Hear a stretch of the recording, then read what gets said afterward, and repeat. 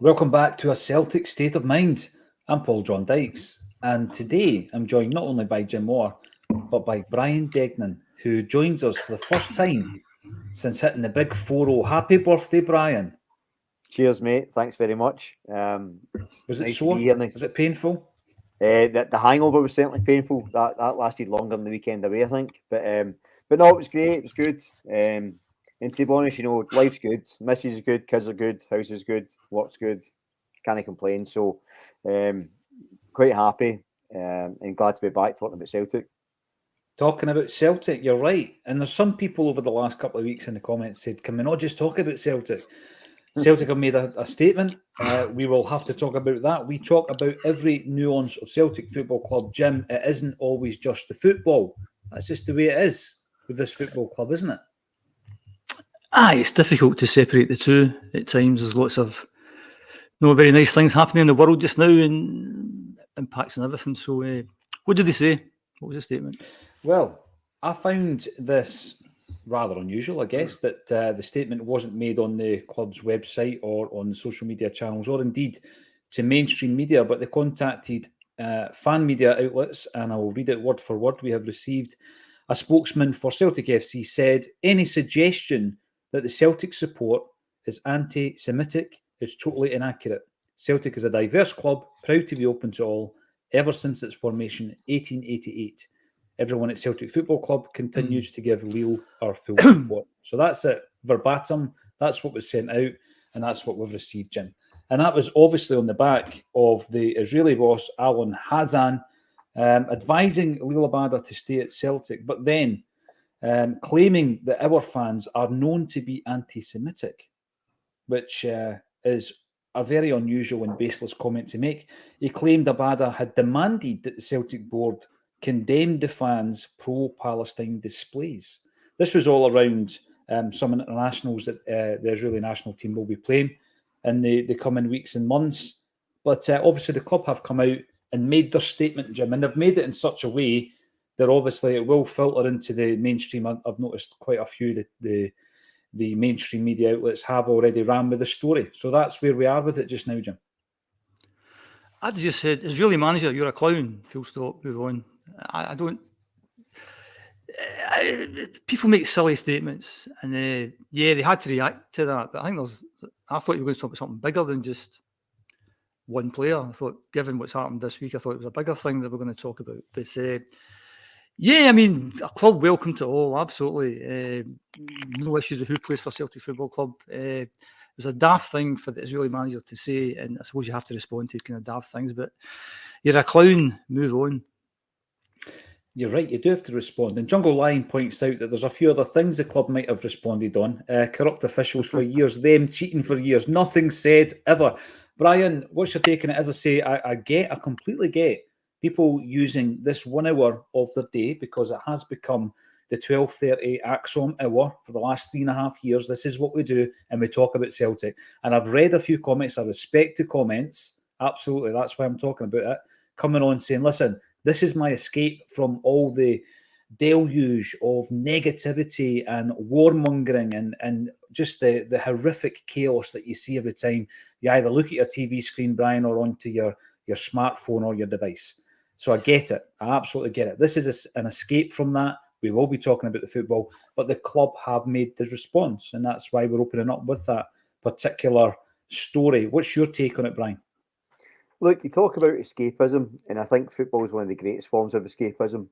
And I think when fans go to games, it gives them a chance to enjoy themselves, to get excited, to get mad, to be able to scream and shout. And it also gives them, they've got opinions and they want to share them. Now, whether you agree with the opinions or not, the reality is football is always going to be interlinked with some sort of political or social thing. It always is. And whether it was the Ukraine war, whether it was the mistreatment of LGBTQ plus community during the World Cup in Saudi Arabia, whether it's Palestine and Israel just now, you either censor all views or you allow all views, and that's kind of it. And I think that it's not nice to talk about, obviously, and there's far more important people talking about far more important things than us, but in terms of the club and the fans and the way things are doing, we've got to address it.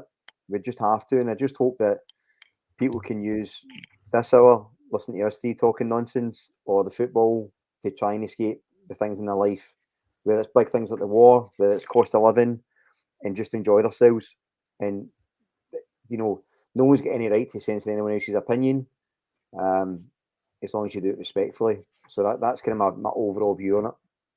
It's such a difficult subject, Paul. It's such a difficult subject trying to separate the two things that, so why do you go and watch Celtic? Do you go and watch the football? So when you are the other side of the turnstile, it's Celtic, and that's it. I'm in the ground. I'm here to watch the game. And yeah, people have different views, etc. You have to respect people's different views. But I think the board make the point, rightly in some cases, that, well, this is Celtic. So some of the banners that maybe go up at games, you think, well, that's really not acceptable. And the bit I don't understand, and I'm off about a tangent, is there a kind of written code of conduct, say, between the GB and the board? We expect you to do this, this, and this. And if you do that, then we're all pals together.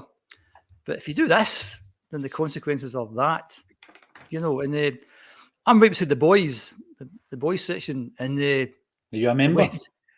No, yet. I am too young. But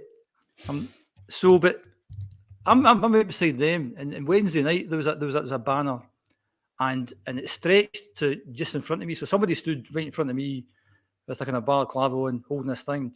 So if anyone took a picture of that, I'm right behind the banner, and I've no idea what the banner's saying. It could be saying, it obviously could say, and I'm thinking it's something to do with Palestine. It must be. And it was only the following day. It was a kind of anti-police thing that was up there. So I seem to be part of this campaign of anti-police. Is this Jim's disclaimer, Brian? It sounds like I think you should put a wee caveat in here, Paul. I'm in the OGB, the Old Green Brigade. So basically, the Grey Brigade. The Grey Brigade. So if I'm the board, I don't like those kind of banners. If it's anti-UEFA or anti-SFA, if I'm the board, I'm not talking as me. If I'm the board, I don't like those kind of banners. But fans waving B flags, in the context of what's happening in the world, that's nothing. They're just waving B flags, And they talk about the thing. I've said this before in the podcast. We've got a marketing slogan: a club like no other. What makes us a club like no other? Because I said before, every club is a club like no other. If you're Aberdeen or you're Dunfermline Athletic, or you're Albion Rovers, you've all got your own history and you've got uniqueness. And what makes us maybe is how the club was formed. Lisbon, maybe within 30 miles of Celtic Park, maybe a quadruple treble. But there's bigger things than that, much bigger things than that. And because the vast majority of the Celtic support ancestors suffered something similar to what's going to happen just now, so we're sympathetic towards that. So why wouldn't you say, well, see, you want to wave a few flags? It's no big deal, guys. On you go. And if we get fined by UEFA, we'll take the fine. And if they shut apart the stadium, we'll shut apart. And if they chuck us at the Champions League, we'll take that as well. There's a club like no other. Now, you wouldn't do that because it's financial suicide. You'd never do something like that. But you know what? People will stand up and say, you know what? See that club there? Say, like, that's a club like no other. Imagine doing that. I'm not saying we should do that. I'm just kind of saying that what makes you a club like no other? Maybe you take a stand against certain things. So Robert Kelly did that in the 60s, when a country was involved. But we're not going there. This shouldn't happen. And then they redid the draw for the European Cup. They took a stand on things.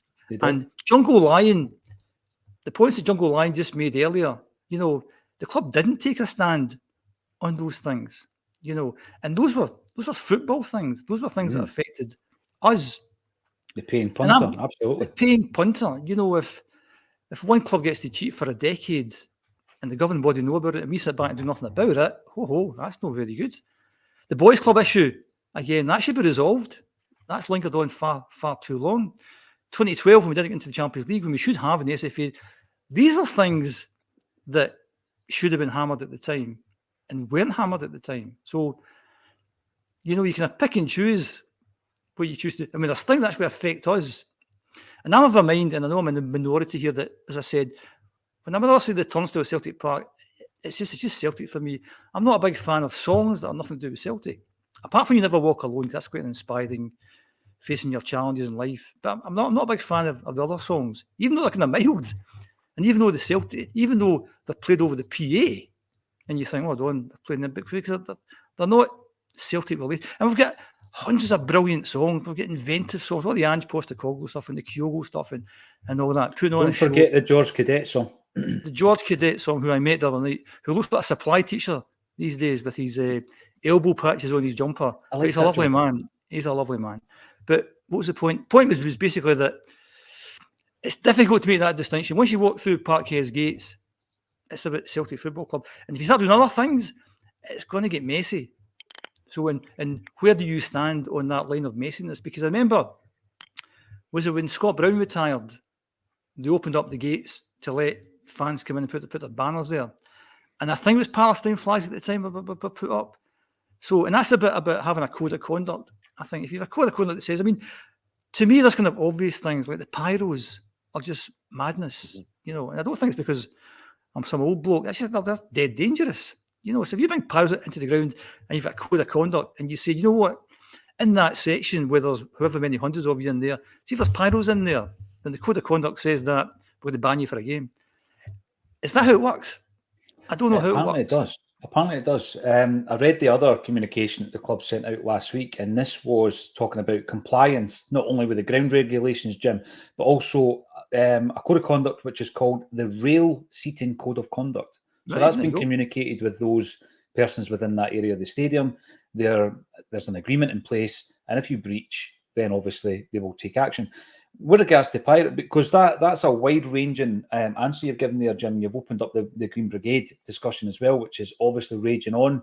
It's been part in the Celtic it's been part of the Celtic state of mind over the last week or two. And you know, there was a discussion I seen last night about pyro. Now, when you look at it, and I want your thoughts on this, and forget the safety aspects for a moment, because there is safe use of this kind of stuff, right? I think it looks brilliant. I do. I just think it looks sensational. I remember when I first seen ultras starting to introduce pyro and tifos and all that. I kind of got hooked with the whole movement, Brian, of the ultra movement, and it took me over to visit Sancta Pauli and try and learn a wee bit more about it. And I just thought, phenomenal clubs with social conscience and all that kind of stuff. It's not as simple as that. There's quite a bit of nuance in there as well, as Glasgow St. Pauli have found over the whole debate around Palestine. But I think that in terms of a spectacle, it can look sensational, although, as Jim quite rightly points out, one of the 6 points that the club stated was the reason behind the Green Brigade being banned from the games was unsafe use of pyro. And the discussion I was watching last night was around the safe use of pyro, because there should be a discussion, there should be a consultation as to how to be able to do this, how to contribute to the atmosphere of the game, but to do it in a safe way. And I think that's what we need to do on that point, Brian. What's your take on it? Do you just think I'm obviously an ultra wannabe, that I like all these things? I do. I think it adds colour and noise and a bit of atmosphere to the game. But it needs to be done, obviously, as Jim says, it needs to be done safely. Well, you did start the Acsom casuals, didn't you? So you're notorious for your behaviour. But look, I think like anything, there's a common sense approach, right? So Jim touched on something that I'd mentioned at the start about having opinions and being open to them and having a code of conduct. And the thing about it is, see, when this sort of civil war between the Celtic board and the Green Brigade, why didn't they have what conversations have been had? If someone sat with them and said, look, we know this is what you offer, we get your views, but there's certain things within that aren't appropriate. Pyro, is there a safe way of doing pyro? Can we have a conversation and compromise around that? So you allow pyro, but don't go off your nut. There's got to be ways and means and conversations to be had between the board and the Green Brigade.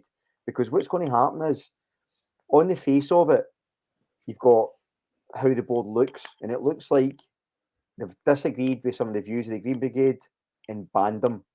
So then the rest of the fans you saw taking up arms in support of them. So they're going to start getting banned too. Are they going to resell their season tickets and just get, non-Green Brigade fans? But it's just going to become a mess unless they talk it through. And I just think it looks to me, without knowing the ins and outs and behind the scenes, it looks like it's been a bit of an overreaction, because it looks like they've sat and discussed it internally and then went, right, that's enough, instead of discussing it with the Green Brigade and the boys or whoever else. And I think just a common sense approach to having those conversations would make so much sense. But that word sense has been lacking in so many times over the years. It wasn't that long ago there was protests against the board when we lost 10 in a row and it was all kicking off, and you just felt if someone would communicate better, instead of putting birthday messages for players when the teams get beaten, everyone's unhappy on social media, have a conversation, engage, talk, be human.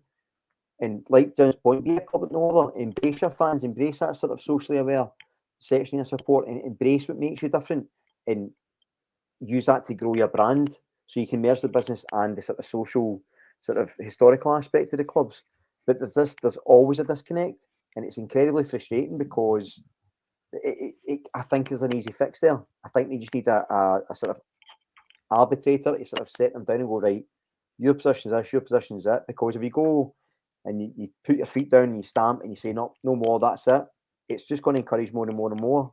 You know, there's a club, especially the Green Brigade, are fond of the sort of rebellious nature of our backgrounds. So an authority figure stamping their feet and telling you you're not allowed back, it's not going to go down well. It's not going to end well. You've got to be sensible conversations with sensible people, or as close to it as we can provide. And I think, you know, to your point about the pyro, you know, if they had this conversation about how to use pyro but safely, there you go. Instead of just going, right, pyro's banned.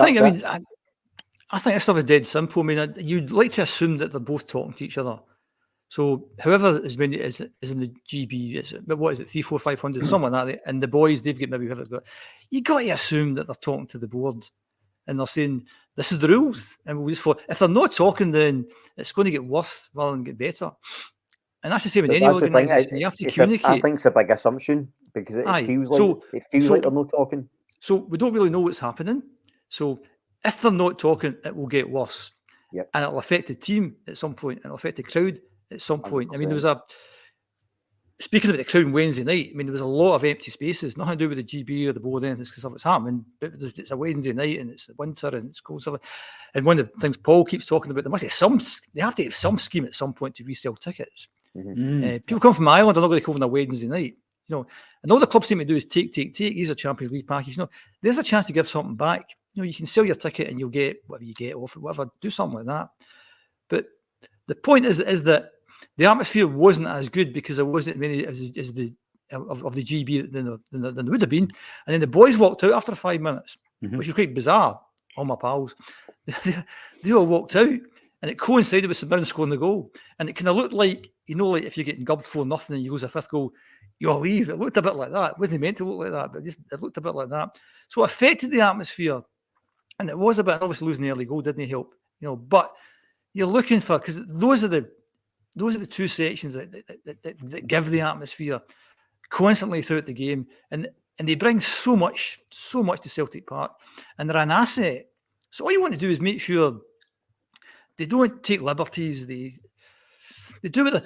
If there's a code of conduct, you follow the code of conduct. There's the rules, right? And everyone knows the rules. And if you get together with the board once a month and say, "How did we do last month?" Well, you know, you did that. That wasn't too clever. You're going to get a ban of a game for that. Fair enough. Hands up. We did that. As long as it's clear what people are doing. And as you'll know yourself, Brian, in any organisation, when they talk about what's kind of lacking here, what you'd like to see better, it's communication. It's always communication. Yep. We don't know what's happening. Nobody's talking to us. We don't know what happens next. They have to communicate because they've got two sections there that are a huge asset to the club. And what you don't want is those two sections doing anything that's going to be detrimental to the club. So sit around the table, have a chat, get it sorted out.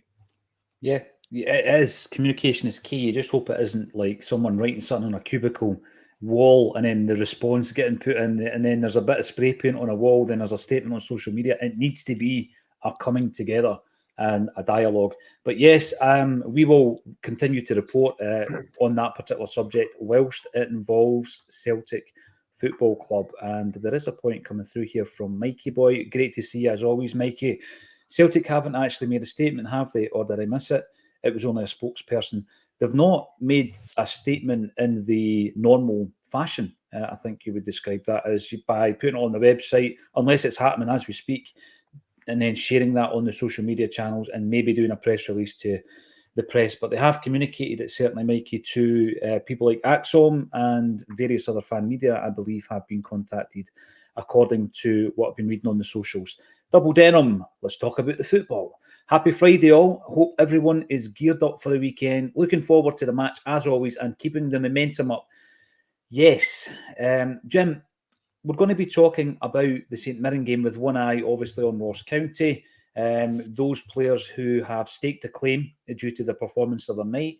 Brendan Rodgers has spoken all season and used Liam Scales as an example of a player coming in, performing, keeping the jersey. And I think that the starting lineup maybe raised a few eyebrows with guys like Phillips starting instead of Carter Vickers, Forrest coming back into the side, David Turnbull replacing the long-term injured Rio Atati. How do you think those three played? First of all, Jim, the three guys coming back into the starting 11. I think it's an interesting word that Double Denim used there, momentum. I'm not sure there is momentum. It's not a word I would use because I think one of the advantages of coming every couple of weeks or so, you've got a few games to kind of look back on. You're not going to say what happened that game. And last time I was always just after the Kilmarnock game, and I thought we turned a corner because I didn't think we were playing particularly well this season. We weren't making a lot of chances, we weren't scoring a lot of goals. We're putting points on the board, unlike the main rivals who weren't playing particularly well either, but they were dropping enough points. And winning at Ibrox was a kind of key game. But then the Kilmarnock game, we played really well. Hatati was there. We scored relatively early, played really best game of the season so far. You go to Hearts and you take up a level, early goal again, played really well. Hatati on fire. Atletico, whoa, another level up.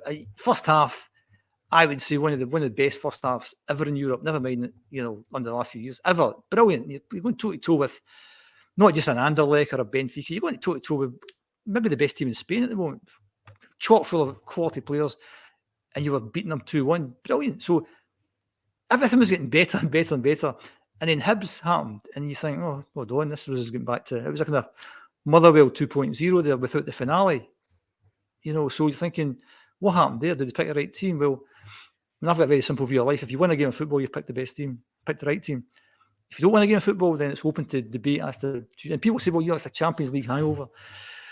If we have more games like that after the Champions League, there'll be no Champions League next year to be bothered about hangovers. So we have to deal with those games. And we're really flat, lack of creativity. Maeda, Palma, not too clever.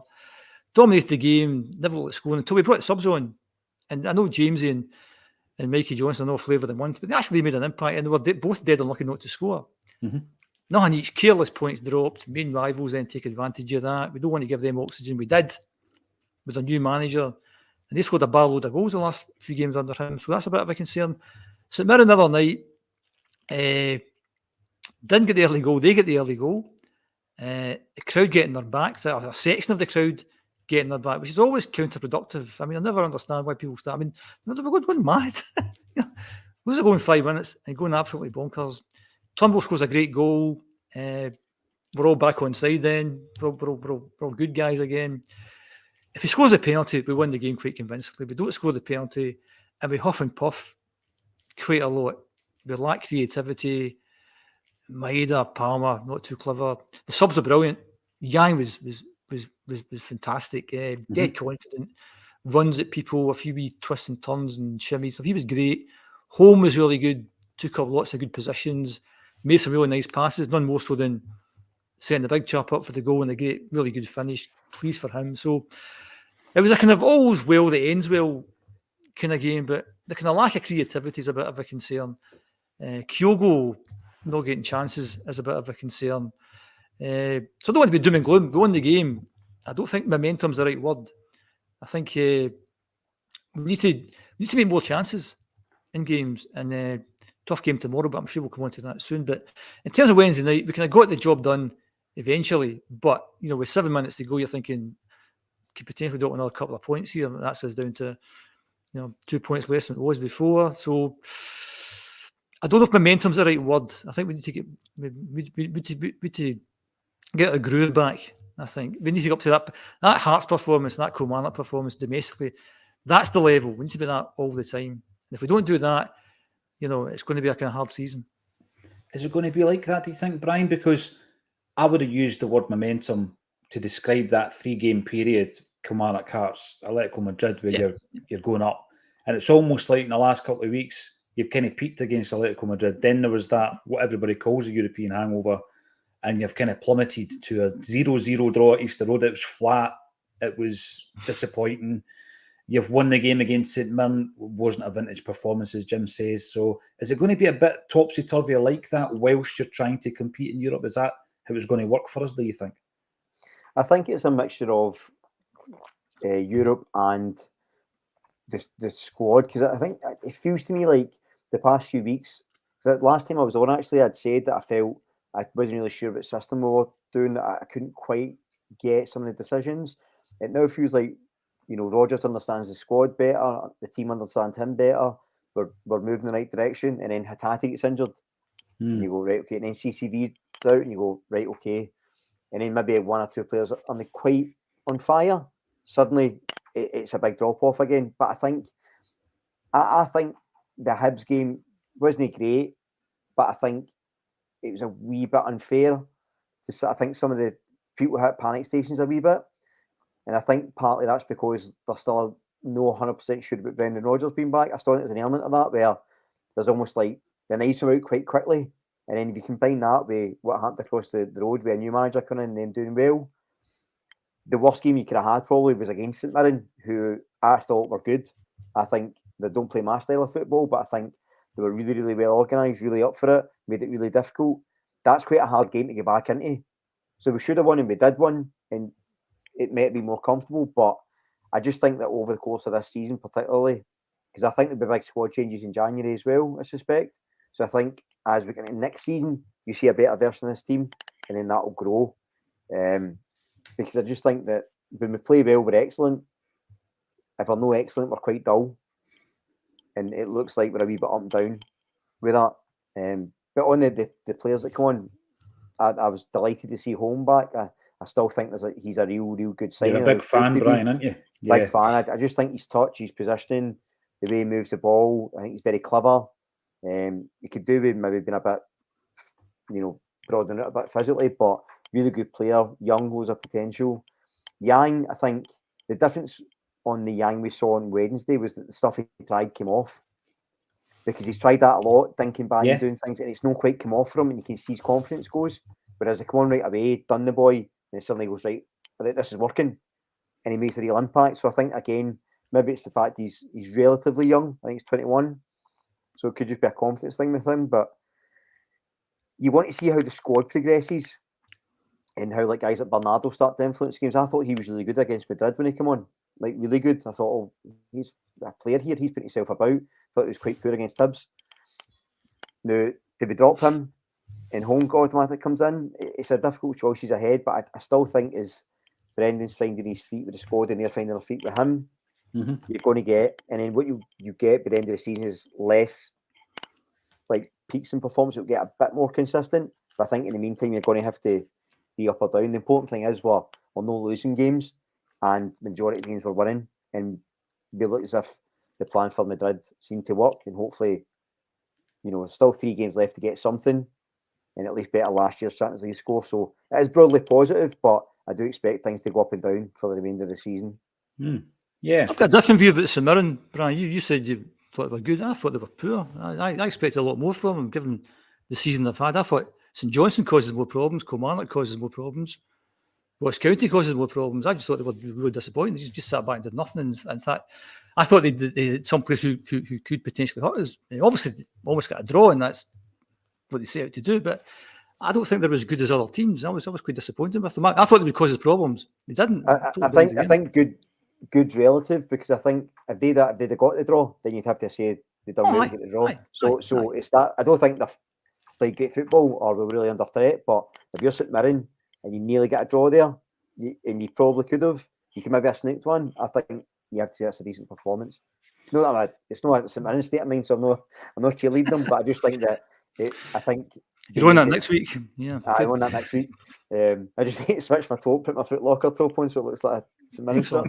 But I just think that teams like that are always really hard to play against. It's like Livy a few years ago were always difficult for us, and when you've dropped points, they're always a hard game to go into, because whenever you drop points, you're always expecting to go in and just batter somebody 5-0, and I don't think they're the team you do that to. So that's why I think it was a difficult fixture.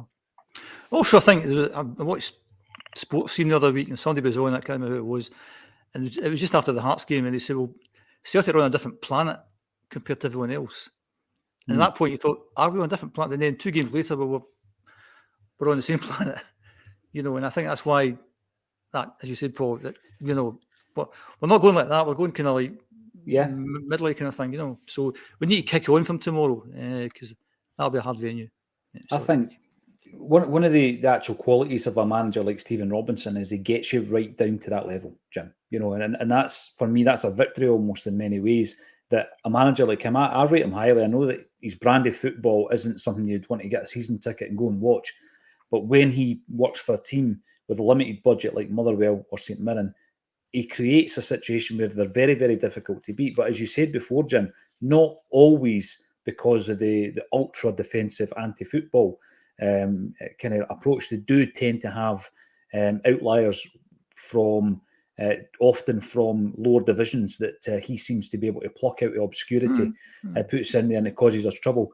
But like you said, I didn't see much of that. I'm going to bring up a point from Callum Hardy. And it's all ifs, buts and maybes, right? We'll get a wee bit more of that when we start talking about Giakoumakis being better than Messi in a second. If Kyogo scores near the end and it finishes 3-1, are we still as critical? Well, not only that, we also missed a penalty. So you could have been sitting here and it's been a bit of a cakewalk, 4-1. And then I think you do still look at the deficiencies, the poor performances, the lack of tempo, the lack of, especially in the final third, the lack of getting behind the defence, which we failed to do against Hibs as well.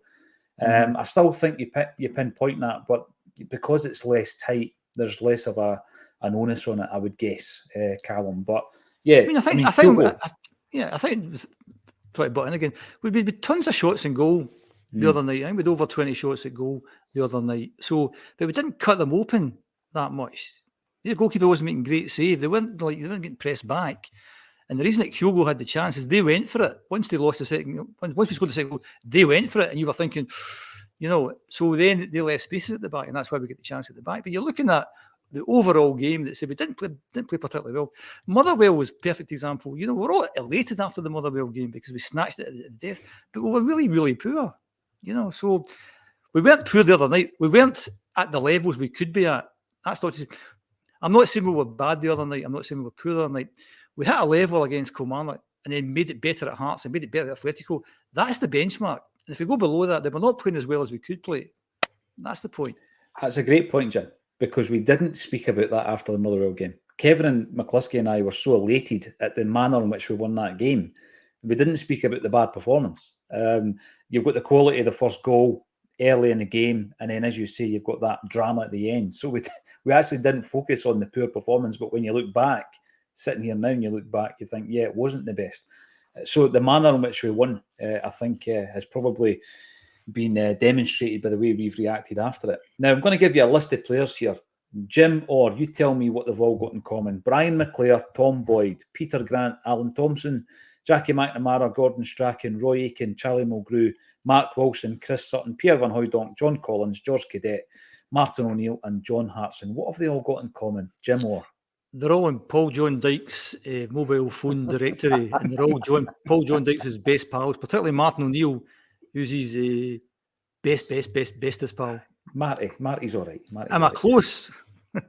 Well, let's pretend. I think the reason I'm doing this is because it's been a sensational year, actually, for Acsom going out on the road. I remember when we were all locked down, we decided to go streaming for the first time live. And I think we did an interview prior to doing a bulletin, and the interview was with David Lowe.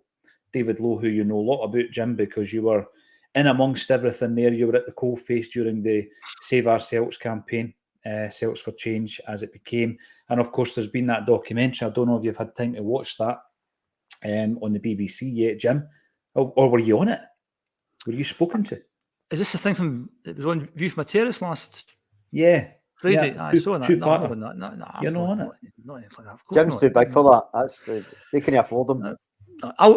I wasn't the leader. I was like kind of like second in command, and maybe something like that. I was a kind of organizer person. So no, I wasn't. You wouldn't expect to win anything like that. Matt McGlone's the main guy. He's a Celts for Change guy. He's the guy that went above and beyond the call of duty, and your David Lowe's the guy behind the scenes, and the Dempsey's behind the scenes as well doing stuff, and then obviously wee Fergus comes along at the end. There's a new playbook that's coming out next year called, and if you know the history, That was seamless. That was a seamless Question link. mark. Well done.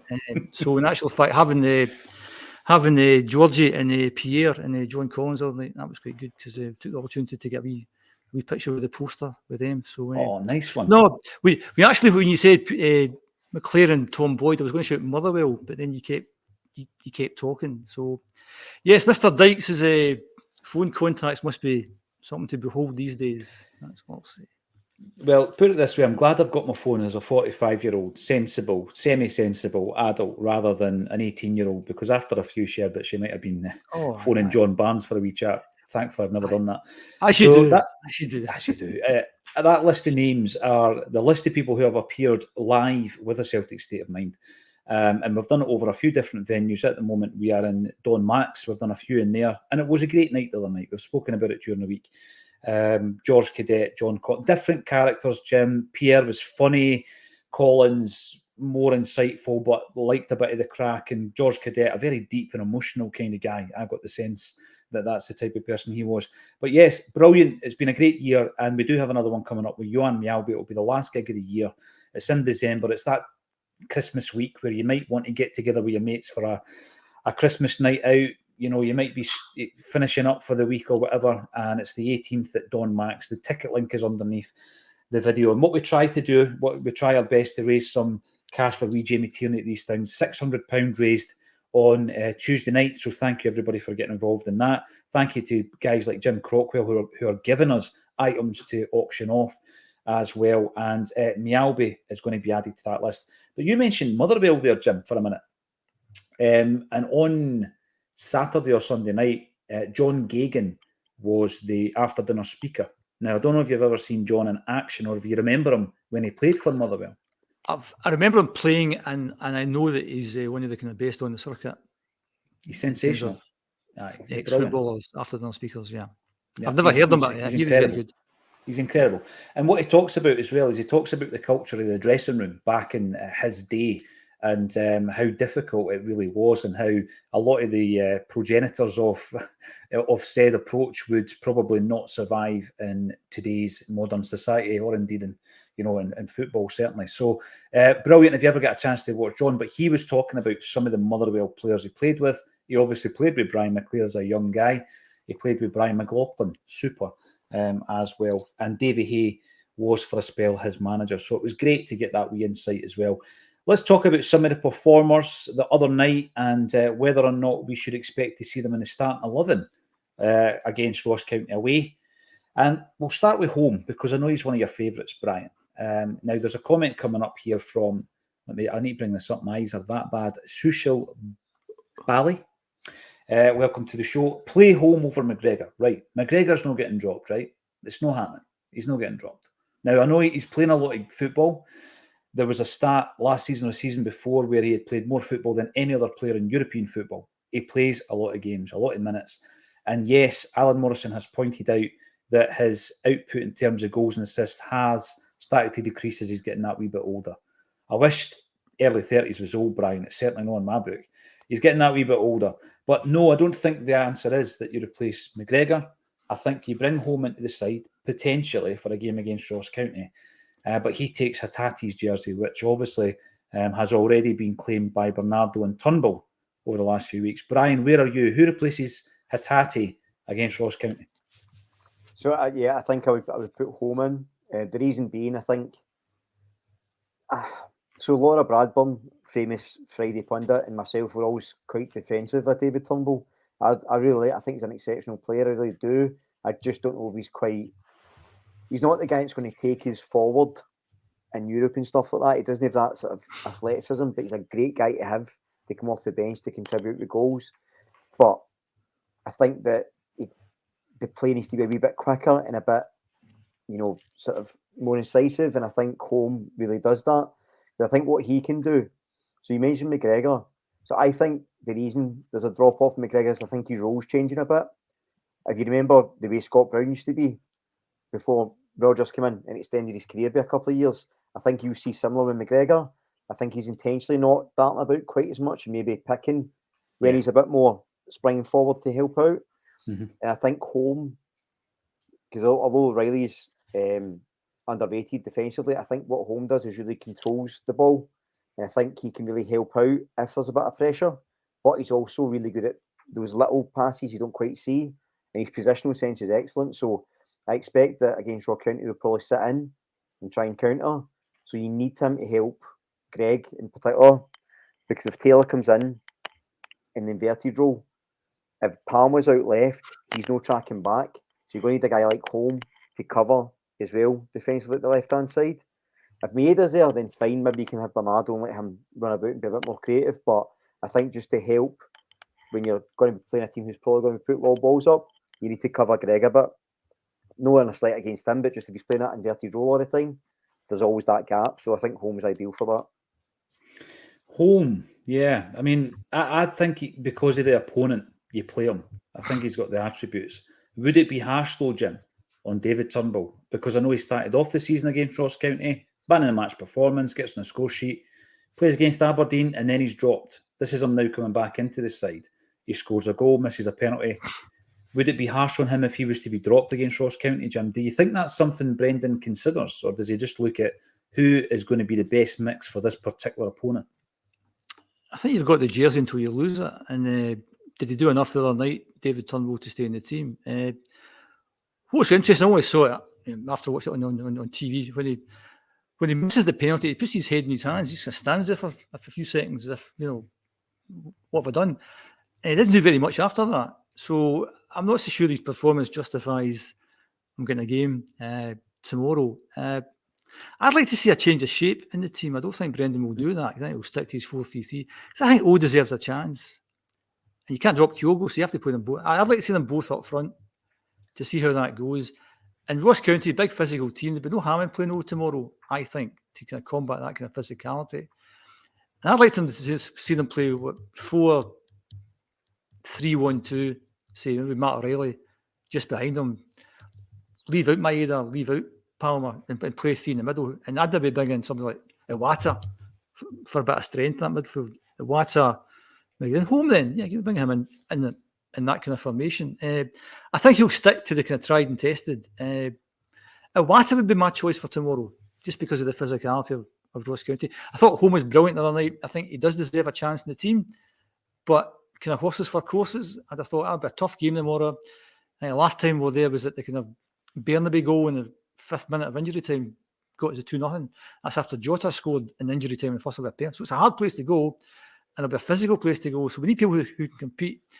As far as the comments said about Home over Callum McGregor, to play for Celtic, to win games for Celtic Football Club, you need experience in the team. We don't have much experience in the team. You take Callum McGregor out, who's your driving force to try and make sure you get the points when there's only 10 minutes to go and you're drawing one each? You need people like that there. And Home, for all his attributes, he's not that person. Neither Turnbull for that. And that's why I've said in previous podcasts, we need more experience in that team to drive us forward. But in terms of tomorrow, Home would be unfortunate not to get a game. I don't think Turnbull's done enough because it's so competitive. We've got so many midfield players in there. And I think you have to be on the top of your game. And if you let somebody play who's not played particularly well, what kind of message does that give to the other guys who are champing the bit? Because as you say, there's Bernardo's in there waiting for a game. Iwata hasn't had a sniff. Iwata came on at Hearts. It's superb, scores a brilliant goal. And then he was, and he's never been seen since. That's right. Mm-hmm. So I think horses for courses. I'd like to see Iwata tomorrow. I'd like to see O tomorrow. But if you do that, that's a change of shape. I don't think he'll do that. And get back to what I said earlier, that if we win the game tomorrow, he's picked the right team. And if he just makes too many changes, something different, and then we don't win the game, then he'll get slaughtered for that. So that's why he's paid the big bucks to do that. But for me, I would try and play O tomorrow, try to own that team along with Kyogo. And then the shape changes from then. Yeah. But Home not for me, Turnbull not for me, Iwata for me tomorrow. See the only thing with Iwata, Jim, so I'm a big fan of his. I really like him, and I'd really like to see him play more. But I just don't think... So see if you play him instead of McGregor, you need to push McGregor forward. And I just don't know he's got the level of creativity moving forward he would have had a season or two ago. And if you play two defensive midfielders against Ross County, I don't know how that balances out. So I do agree, if McGregor was unavailable. I think Iwata's perfect for that number 6. I just don't know that when you're up against probably a low block, is he ideal to unlock that? I wouldn't be too sure. I think Iwata would be great for Europe because he's got that real physical presence. I mean, he's not the biggest guy, but he's solid, and I think he's composed. I just don't know about Ross County, but I've been wrong. Also, the other thing that we're not clever at is fullbacks putting in decent crosses. We just can't cross the ball, you know. So again, that leads to a lack of chances for Kyogo. And if you play the up front, hopefully he would take advantage of poor crosses. But yeah, there's bits of our game that have to be better. Yeah, you're right. Anyway, sorry I butted in. No, not at all, because I was talking yesterday about that, Jim. I was talking about the difference in where we are now with our wingers. If you imagine a scenario, let's say last season, where you've got Jota on the wing, Kua Song, and Abada on the other wing, they guys were getting a lot of balls in the box, and obviously Kyogo was benefiting from that.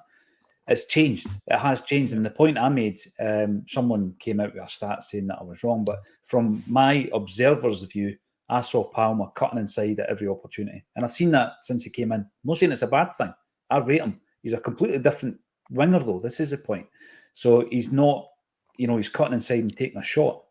Sometimes he can cut inside and dink it over, as he did for the goal against Motherwell that Matt O'Reilly scores. So I'm not saying he's ineffective, but he's definitely playing a different way, as you say, Jim. So the zinged crosses into the front post for Kyogo or the back post for Abada, and we've seen that so often. We're not seeing as many of them this season, and I think we've got different wingers. I think it's early days for Palmer, and he's showing some really good quality. But for me, I get kind of Haksabanovic vibes at times. The cutting in and the shooting, and doesn't track back, doesn't much pace. I mean, obviously it's early days, and he scored 2 fantastic goals, and long may that continue. But as you said, he's not a traditional winger. Get to the byline, cross the ball over, make chances for people. And I know I've said in the past, Abada could be better, but you can't argue with Abada's goal scoring, Abada's assists, phenomenal, and Jota as well last season. So for me, that's what we're missing. We're missing that, making the chances for Kyogo, because he'll score them. And if he looks like a kind of forlorn figure at times, Kyogo, I think. He's not involved in the games. Very few touches of the ball in any part of the pitch, never mind in the box. So I think it's been hard for him this season, and that's just down to just not getting touches of the ball, because he's given the ball to score. So we need to do that a bit more. And I'm repeating myself again. I said that earlier. We need to create more chances. What do we do to try and create more chances? There's your Pepsi challenge. There is a Pepsi challenge, Jim, in it, but I do think that the winger situation is key to that. I also want to talk about whether or not O and Kyogo can and will start for Celtic, because for me it changed the entire tempo of the final third when O came on. Alistair Ross, 20 minutes in, and at last we're talking about football. Well, it depends what you mean by that, because football is all-encompassing when it comes to Celtic. It could be issues on the terracing, it could be the away strip not being to your liking, or it could be who should be playing left back against Ross County. It's all part of the football. It's the biggest. If I was to ask you to list me the top 5 topics this week about Celtic, the one that we started off this show with, and the one that indeed is on the tagline, is the biggest story. Therefore, we will discuss it. And you can't just skim over the top. It's a very nuanced subject, so we need to get stuck into the conversation. You mentioned the possibility of Owen Kyogo, Jim. I like the sound of that. I do. But as you say, it means you're changing shape. And I was talking yesterday, Brian, about things being in vogue. And back in the day, 4-4-2 used to win you the World Cup. Now nobody will touch it. Someone actually pointed out that quite a few teams are going back to the 4-4-2. Anyway, do you think Will, having come on and made a massive impact, not only by scoring a goal, but I just think the energy level up top really changed. The physical presence, as we've spoken about, was implemented. This is a guy, Brian, that I remember, and I would need to go back on the shows, I remember a few contributors saying, he's an upgrade on Giakoumakis. I remember them saying that a couple of months after, that it's out there. I'll need to go back to see who it was that said it. Don't think it was me. But that will lead us into Giakoumakis being better than Messi in just a few moments. Do you think we'll play with 2 up top, Brian? I think we could. I just don't know if we will. But so I'm kind of like Jim. I'd like to see a change in formation tomorrow. So I'd like to see a 3-5-2.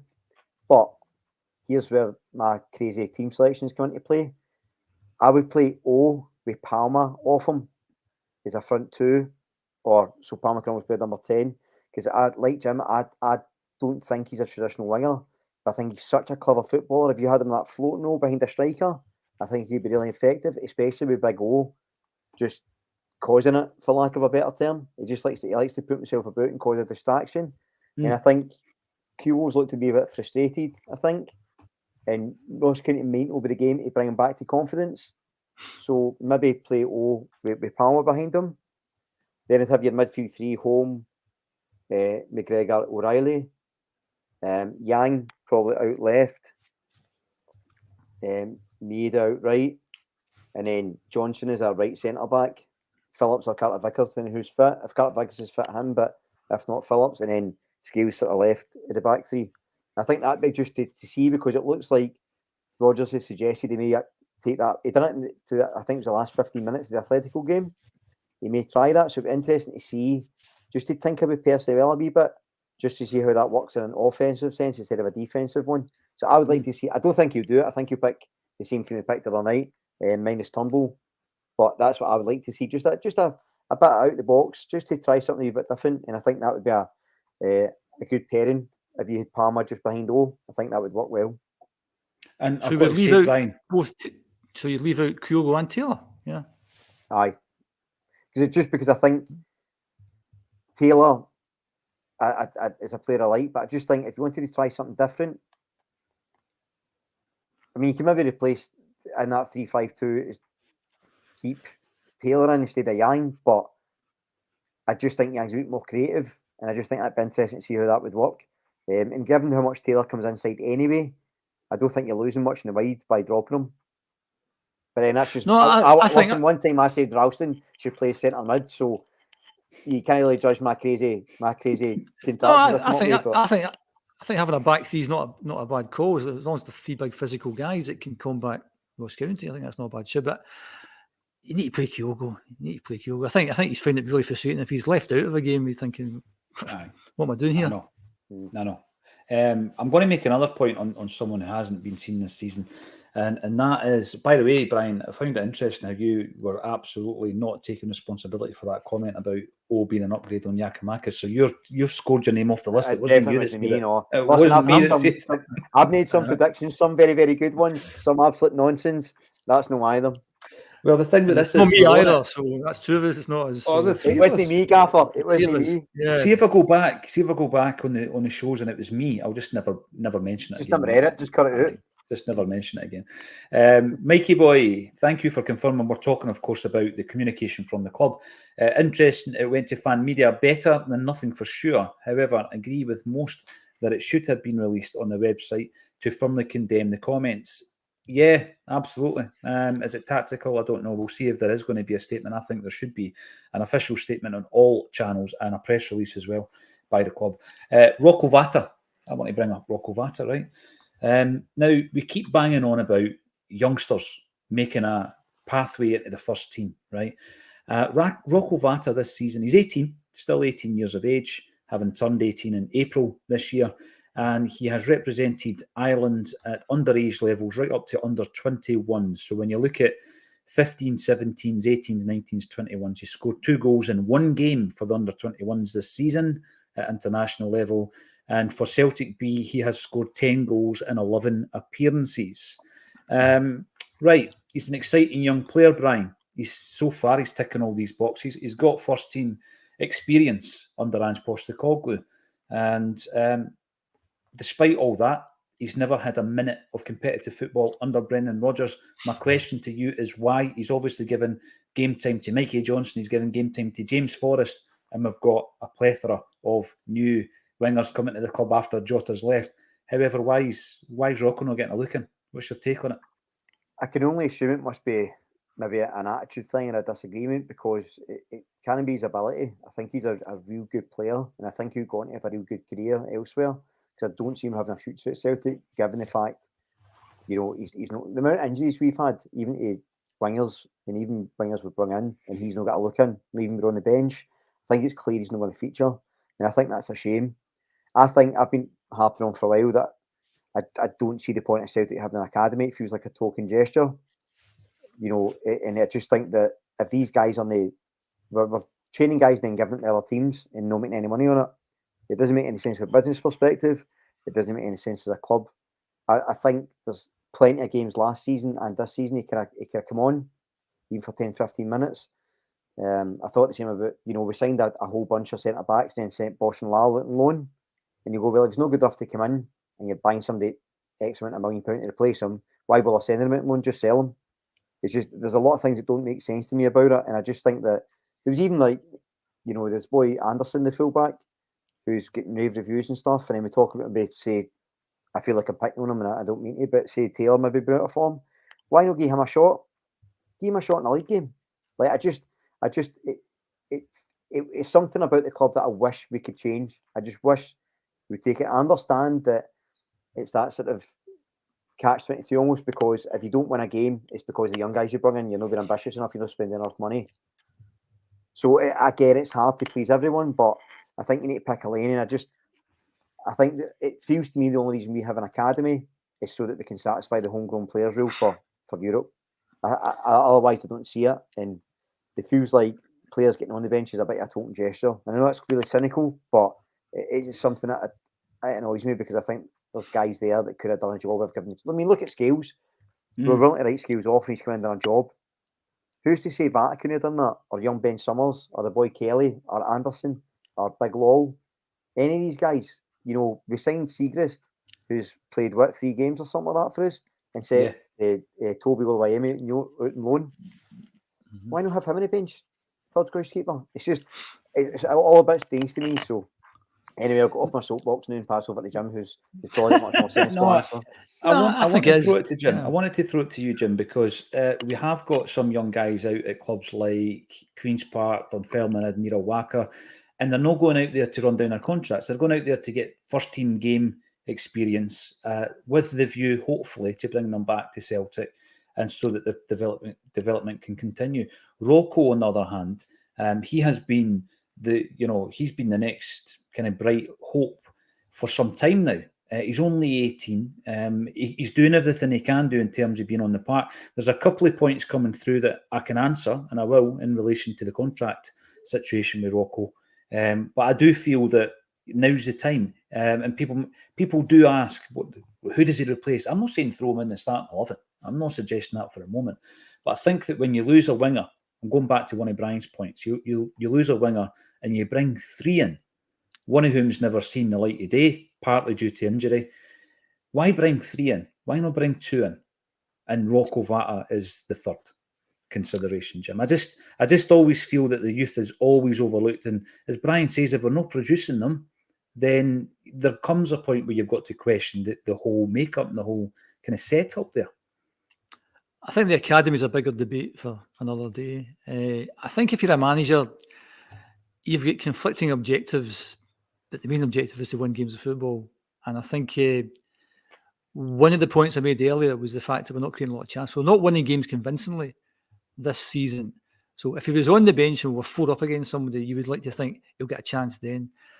But the manager sees him in training every day, and it's a very competitive squad. We've got a huge squad full of really talented players. And you have to justify your place on that bench. And if there's other people who are ahead of you in the pecking order, well, that's down to you to do better in training. I don't put any stock in these B team games. I said at the very start when they first brought us in, I think it's a waste of time.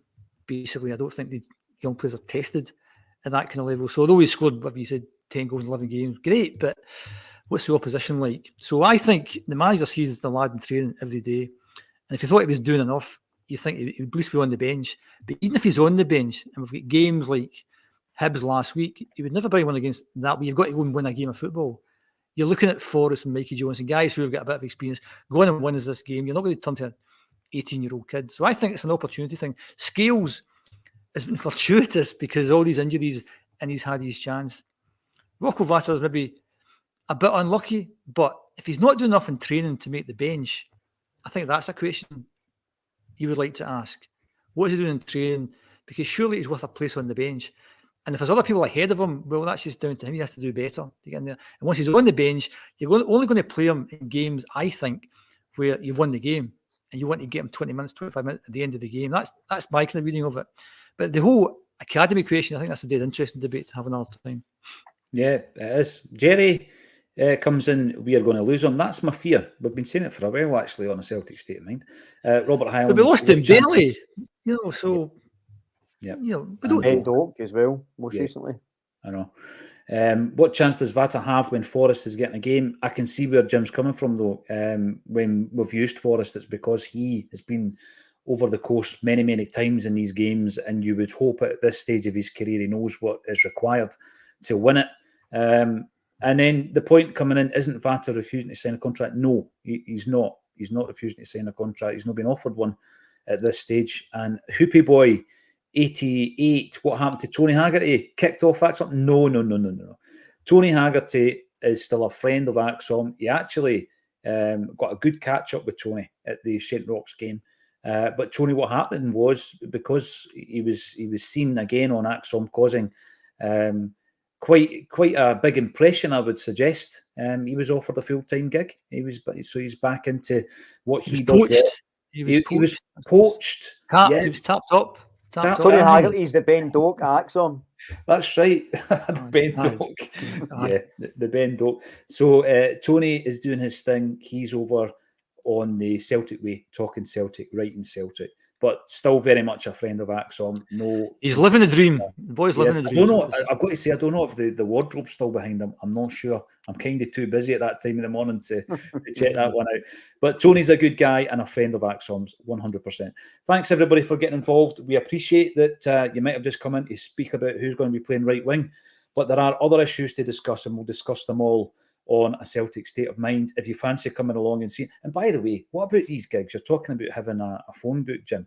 You try going on a stage with Charlie Mulgrew and then Johan Mialbe. What chance have you got, mate? Seriously. They are the two most handsome men since God knows who to play for Celtic. It's a different podcast you're now talking about. It's a different podcast, but as I say, we will discuss everything Celtic related. There we go. Yeah, I can't wait for, Matt O'Reilly in about 10 years to join me on stage. Thanks, everybody, for getting involved, and thank you to Brian and Jim for joining me on a Celtic State. Brian,